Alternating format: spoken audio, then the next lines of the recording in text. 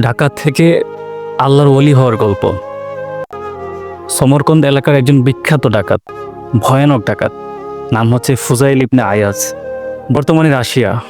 এতটা ভয়ঙ্কর ডাকাত ছিল যে তখন সমরকন্দের মায়েরা তাদের শিশুদেরকে ঘুম পাড়াতো ফুজাইল ইবনে আয়াজের কথা বলে, যে এই বাচ্চারা তোমরা খাচ্ছ না, ফুজাইলকে ডেকে আনবো, তোমরা ঘুমাচ্ছ না, ফুজাইলকে ডেকে আনবো। এত বীভৎস ভয়ানক ডাকাত একদিন সকালবেলা ফজরের সময় ডাকাতি করতে এক ঘরে গেল।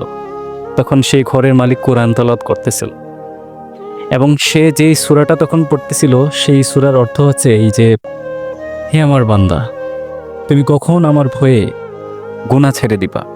তুমি কি আমার দিকে ফিরে আসবে না? এই আয়াতটা ফুজাইল ইবনে আয়াজের মনে শীতল আবহাওয়া নিয়ে আসলো। তখন ফুজাইল পেছন দিকে ফিরে বলল যে, হায় আল্লাহ, হায় আমার মালিক, এতদিন আমার তো ভুল পথে ছিলাম, আমি তোমার পথে ফিরে আসতে চাই।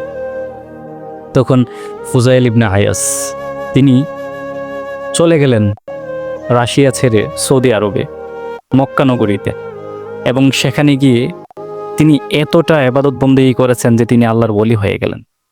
সুবহানাল্লাহ। ফুজাইল ইবনে আয়াজ রাহিমাহুল্লাহ তাআলা দরবারে একবার বাদশার চিঠি আসলো যে বাদশা আপনার দরবারে আসতে চায়।